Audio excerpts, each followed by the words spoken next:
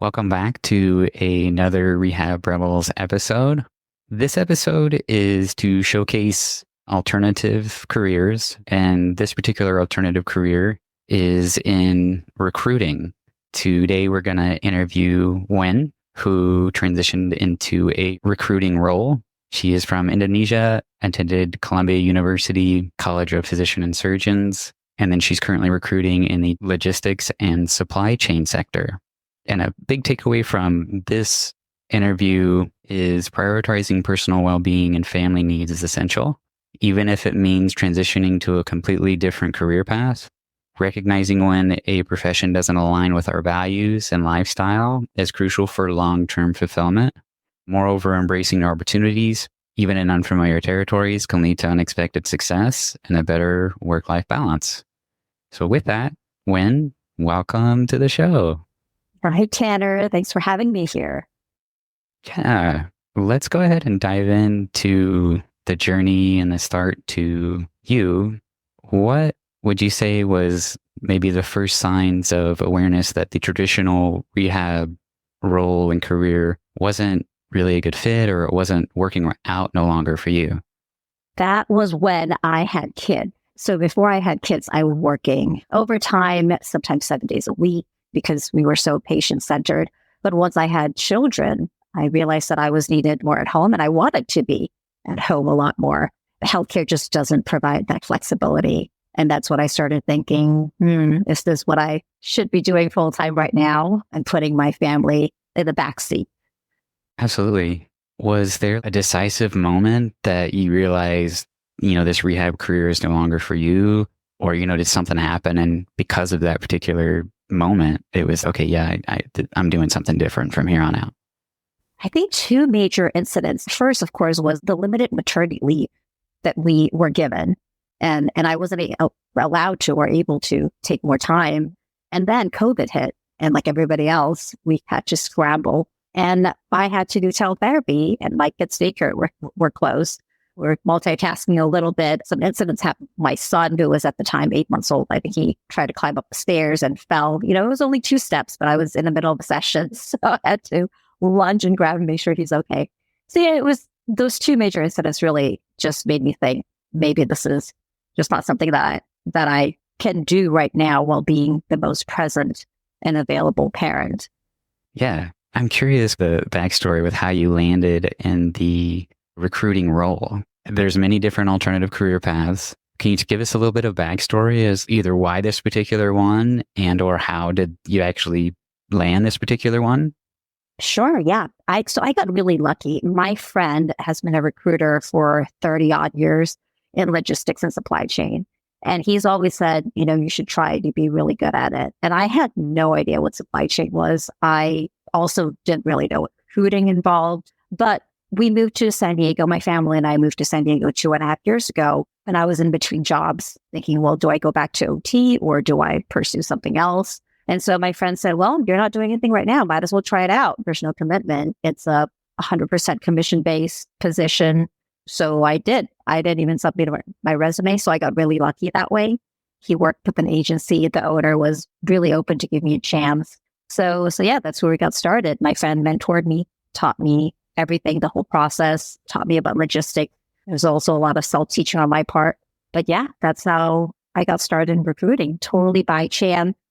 Was there something about it that drew you to it? Other than the opportunity was right in front of you, was there something that was really interesting about it, or that, okay, yeah, this seems like it would be a good fit for me kind of thing? Well, it was still helping people in a way. So I like that because, again, most healthcare professionals, we are, by nature, we like to help people out. We like to problem solve. So I like the fact that I would be helping people find better positions, better salaries maybe. And I'm also helping companies find ideal candidates to join their team. And then I also love that I can work at home. I can set my own hours. That was a huge draw for me. For sure. Was there any additional training or coursework that you had to go through to be able to do your job or qualify for the position? Not necessarily. I took, I think, 1 or 2 LinkedIn courses, but it wouldn't have affected my job performance either way. I just took it just to get some background in recruiting. and diversity and inclusion. Most of the time, though, I just read articles on my own. I followed some recruiters on YouTube, on Instagram, just to see what their process is. I had to learn about Boolean searches. So there were a couple of technical things that I definitely had to YouTube and learn on my own. And listen, thank goodness for technology and social media, right? Because where would we be? So yeah, so it was a lot of self-teaching and deep diving into Google. Was that both before applying to the role and getting accepted, and also during actually being employed, learning and refining your skills further too? It was after I accepted the recruiting role. And I just started deep diving into what do I need to learn, the technical stuff, and also the processes, because I think every recruiter has a slightly different process. So I just had to come up with my own style. So that was interesting. I love that. Yeah. What are some personal struggles, or maybe one that stands out to you going through this transition, finding this alternative career that you were in now? And how did you overcome that? Well, it was definitely going into a whole new sector. Like I said, I didn't know what logistics and supply chain was. So I had to read up on it. There's a lot of educational material out there that various companies provide. That was, I think, the most, and it's still a challenging part for me. Learning how to speak corporate is also different, because in healthcare, we're so straightforward, right? Where we're just, this is your diagnosis, this is the treatment plan. We just get right to the point. And in corporate, I had to learn all that corporate lingo. So that was also a learning curve for me. What would you say was at risk if you didn't pursue this alternative career and you didn't take this opportunity? I would say probably my mental health and also being available to my kids. I was definitely noticing that I wasn't as patient with them when I was working in healthcare full time. So that was definitely a change, just being able to be with them and setting my own hours. So I would do a chunk of my recruiting work at 9 p.m. after I put them to bed, and all the chores are done. That's when I would start hunkering down and doing my sourcing and schedule sending emails. So yeah, I think the mental health aspect of it, and, mental health, but I also include that as happiness and being present. I think that would have been a huge part that I sacrificed had I continued to go to be in healthcare full time. Absolutely. Was there other alternative careers that you were looking into and or applying to? Or did you field test a couple other places before you actually landed this recruiting role? Or was it just you were solely focused on this recruiting role and that's what you stuck to and that's how you got where you're at? No, actually, I did teletherapy for a little bit, just, agency based with a school that I never worked with. That was a little challenging because I didn't have any connections with the student or the school. So it was very impersonal and I did not enjoy that. So I did that for about 8 months. And then I did contract patient education role for a medical device company where I would go and teach patients how to wear the garment. It was almost doing an evaluation as OTs and PTs. It's just a one stop. And then you never see them again. You never know how they progress. That again was not very satisfying for me.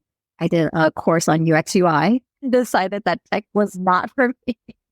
So I explored a little bit of this, a little bit of that. And then that's when recruiting fell into my lap and it just took off. Nice. The courses that you're referencing, were they all on LinkedIn, or where would somebody find some of these courses that you're talking about? Coursera has a lot of really useful courses and it's just introduction to whatever it could be. UX, UI, account managing, data analysis. I definitely recommend Udemy has a lot of intro courses as well for people who are thinking about looking at other options in career. For sure. What were maybe some of the first signs of traction with this new recruiting role that, oh man, this actually can work. I can see myself doing this long term and everything was coming together for you? I think it was the speed that I made my first placement. So in recruiting, they always say that you build up a network first. So don't expect a placement until your third or fourth month. And I made my first placement within a month. I found my first candidate in 2 weeks and then, started the interview process and salary negotiation. Well, actually, I did my first 2 placements within a month of starting the position. So I was, well, maybe I'm talented at this. So I think the immediate progress definitely was encouraging. And then it just went from there. I just had really good results that first year. What would you say was the difference between, or maybe what have you learned from being outside of this particular recruiting role to actually being in it now, what are some things that you can say about it that, for sure from being in it, experiencing it in it and working in it that you didn't know before that would maybe be good to have known before? Or if there's somebody else that's thinking about going into the recruiting role that they don't know what it's like because they haven't worked in that role, but what would you share with them that's, man, I wish I would have known this before? I think in healthcare, we are always so on demand. So we don't really see the ebbs and flow of the job market. That's what I'm learning right now. Even a lot of companies had a hard time last year. 2023 was tough for everybody, tech, furniture, logistics, especially. So I'm seeing now that when the market isn't good and there are layoffs, then recruiters don't really have anything to do, right? Nobody's hiring. I'm having candidates come to me and saying, well, I just got laid off. Can you find me something? And, it's a tough conversation I have with them, and that the job market is just not looking very positive these days. That's a hard lesson for me. And it's a big change from coming from healthcare when we're always just sought after. There's always jobs in healthcare. So with that, does your actual work have ebbs and flows where there's some, weeks or months maybe that there is no placement that you're able to make just because of how the economy is and things? And so you maybe have to budget differently for having some months that you don't get as much income or compensation because of how the industry or economy is. For sure. Yep. In 2022, the job market for logistics and supply chain, it was booming. So there were weeks when I was doing 40 hours and I made maybe 3 placements a month. And then we come to 2023 and I maybe did 1 placement every 2 months. It was just slower. Nobody was hiring. People are getting laid off. So yeah, you definitely have to expect it and budget accordingly. It's not going to be like a steady paycheck.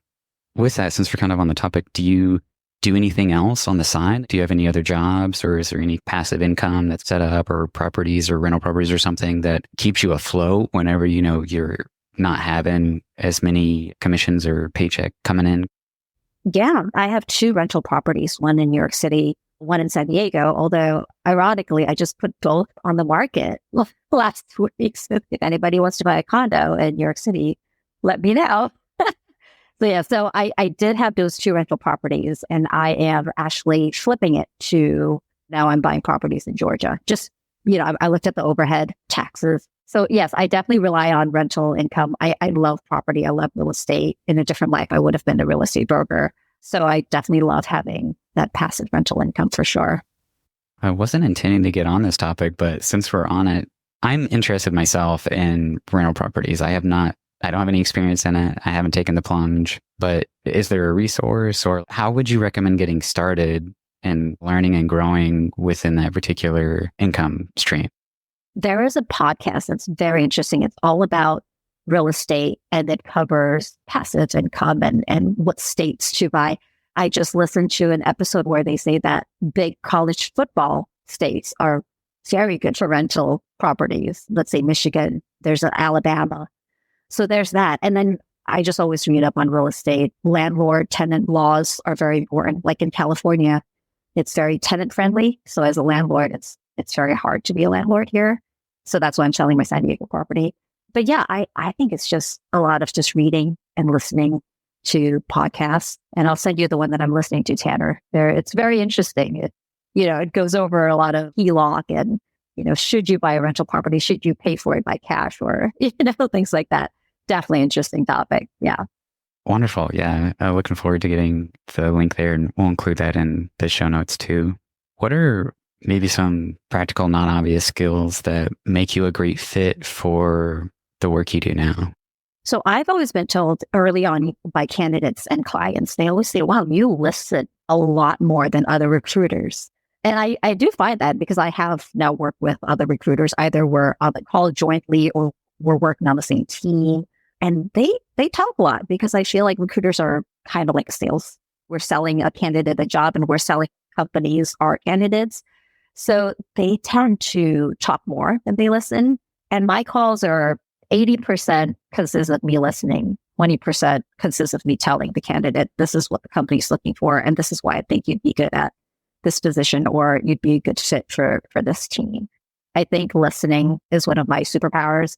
And that definitely comes from being in the healthcare world for 20 something years, where we're just really, really listening, not just verbal, but also nonverbal, right? The pauses. If you're in person, you're looking at posture, facial expressions. That's what we're good at. But yeah, listening is really important. For sure. Let's say somebody wants to research some job opportunities that are related to recruiting. Where would they go to look for like a list of potential openings or jobs that are in the recruiting realm? Is there a certain platform that they're on or certain keywords that they should be using to try to find these opportunities? That's a great question. A lot of people have asked me that.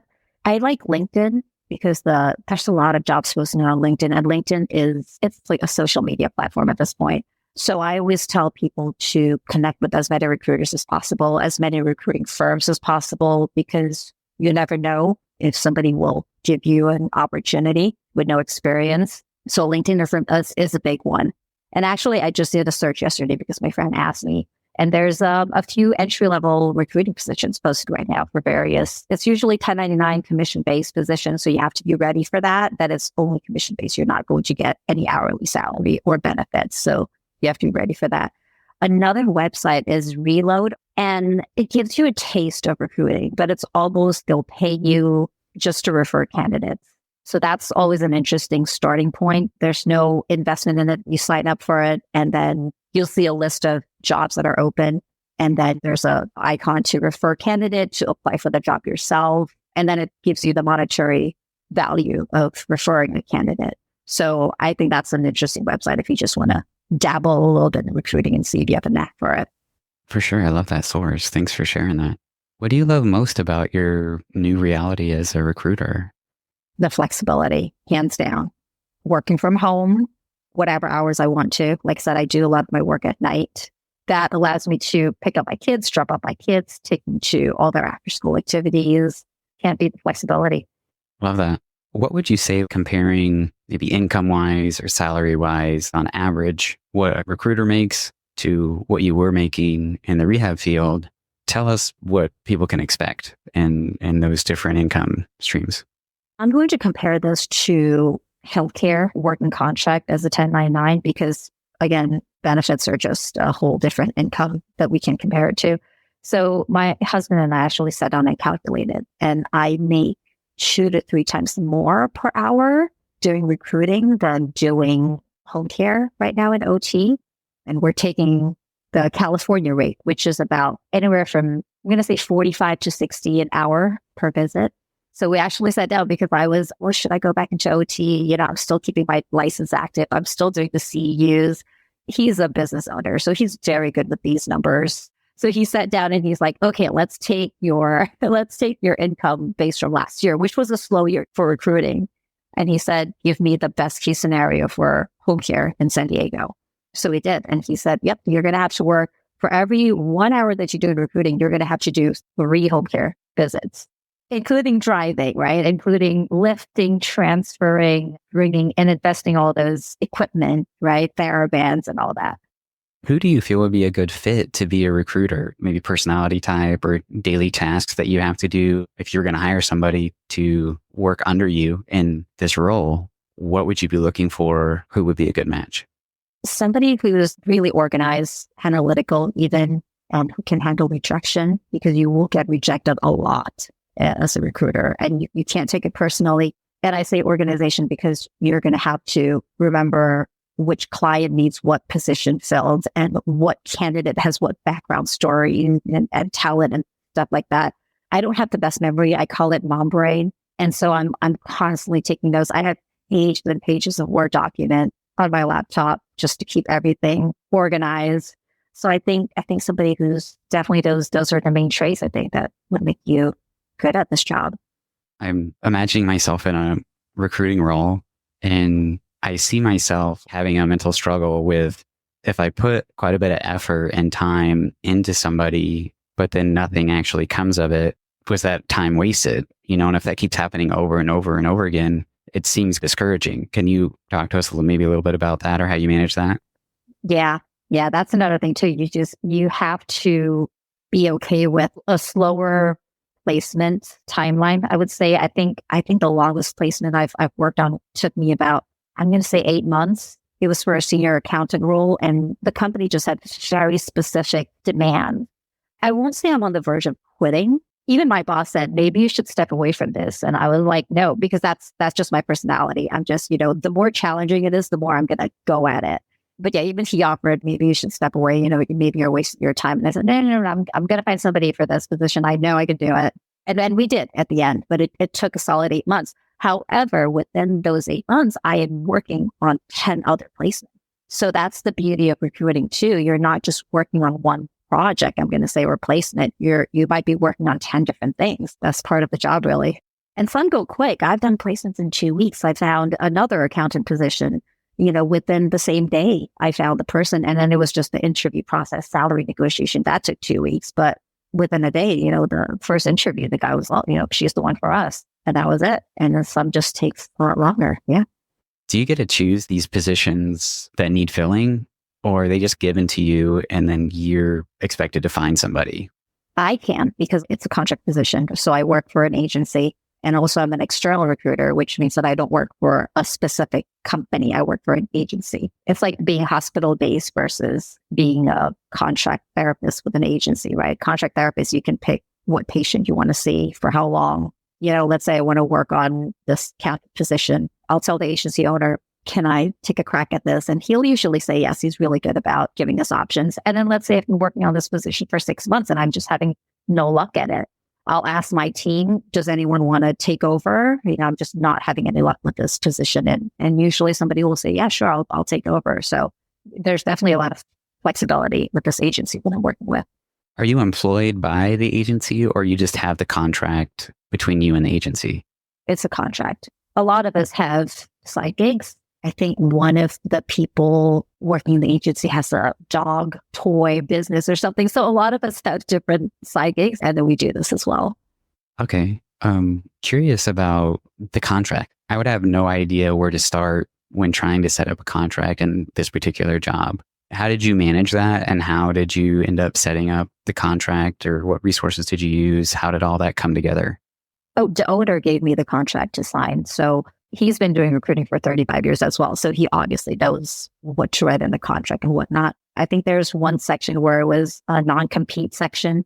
That was the only thing that stood out to me. Everything was pretty standard contract that you sign with any healthcare agency if you decide to work contract with them. And since we're on the topic, something else that's I keep an eye out on when signing contracts or working for a company and signing all the documents is intellectual property clauses, which often state that whatever you own or you do create on your own or whatever, that the company you're choosing to work for will actually acquire that and own it. I've seen some clauses like that are just, I can't sign this because I have Rehab Rebels or I have something on the side or I have a business, and how it's worded is really sketchy. So just a little heads up there. What is obvious to you now that you struggled to see in the past, in the moment when you were working in the traditional rehab space?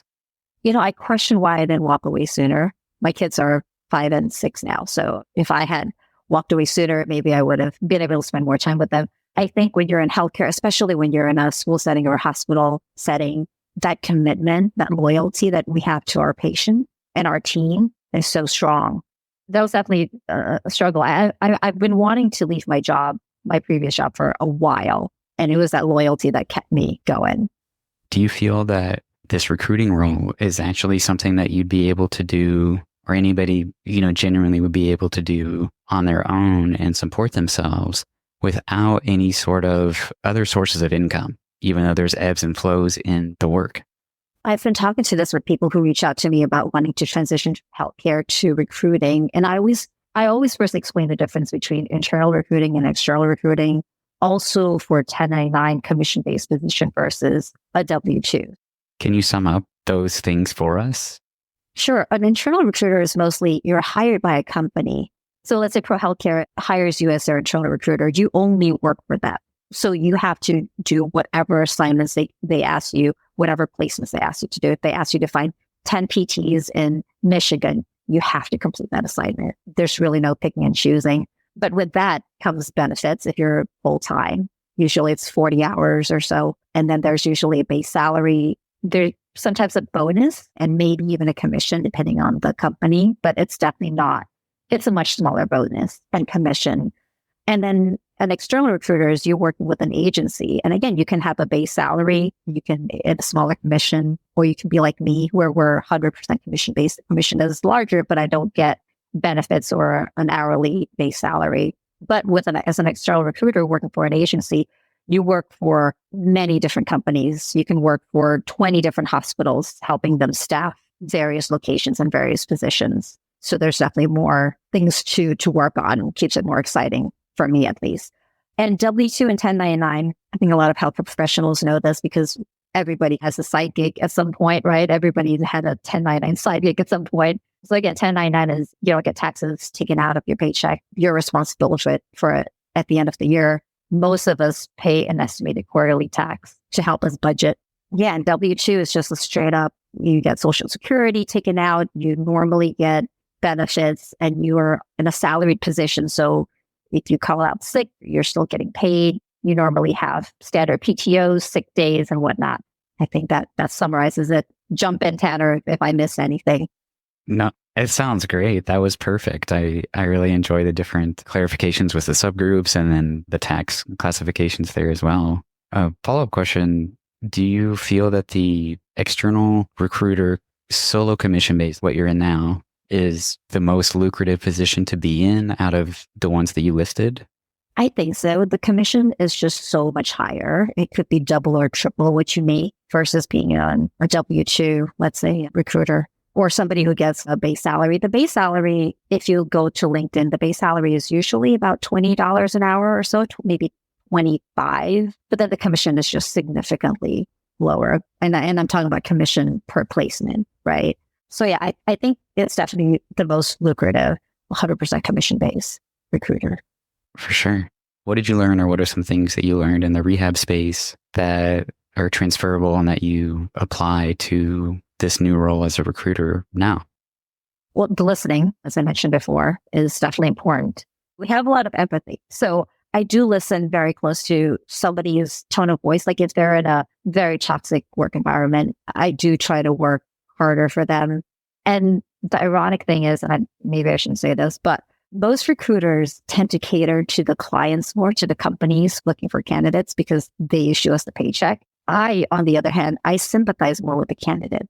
So I tend to work more from what do the candidate need? Let me see where I can place them versus, looking at these big companies and going, okay, well, what can I put, in your team? And I definitely got that from the healthcare. I'm going through it on a person-based level versus an organization. For sure. You made me think that focusing on the individuals that are looking for employment and to get placed, focusing on them first makes sense to really finding a good fit for them, which I would assume naturally would be a really good fit for the employer as well. It's more of a mutual position. And on top of that, it sounds like it would be a great opportunity, a natural marketing thing that would evolve, which is, hey, Wen got me placed at this great position. She listened to me. I really like my job. If you're looking to get placed somewhere else, go check her out. Seems like it would be a really good customer relationship and marketing on its own. So does that happen, or is there any marketing or how to get your clients? Is it, word of mouth, or is it solely through the agency? Like, how is all that? So getting our clients, and by clients, we mean the companies who hire us, that I leave to the agency because, again, I'm not from the logistics background. So I don't have any connections. And I wish I did, because then I would be able to go out and get more clients and companies to sign on with us. So that I leave to the owners of the agency, and they do a great job doing it. The candidates, the people who are looking for jobs, they reach out to me through word of mouth, through LinkedIn post, or just through referrals. The challenge with that is sometimes I just don't have any openings for them. Makes sense. Is there anything else that you feel would be important to share? Those that are in the rehab space wanting to transition out, maybe they're interested in doing some sort of recruiting, or anything from the episode today that you feel should be emphasized, or maybe there's something that you haven't been able to express or talk about yet? I say just overcome that fear of the unknown, having to learn something new, and just go for it. And I tell a lot of people this: healthcare will be there. There will always be a demand for OT, PT, speech, nurses, So don't fear that if you step out of healthcare that you can never go back into it, because you can. I mean, I still get recruited by headhunters, from agencies all the time, right? So we know that the job market is there. So I think the fear is it's what's stopping a lot of people. I also think on the more common sense side, budget for this transition. If you decide to leave your healthcare position and then focus on transitioning to a non-clinical or a non-healthcare role, you might go without an income for a couple of months. So budget for it. Nice caveat. Thanks for sharing. Wen, thank you so much for taking the time to come on the show and share your story with us and your pointers. All the stuff we talked about will be in the show notes, including your LinkedIn profile. So if anybody wants to reach out to you, maybe have some follow-up questions for you. And yeah, thank you so much. I really appreciate you. Yeah, thanks for having me. It was really fun, Tanner. Nice chatting with you. Anytime.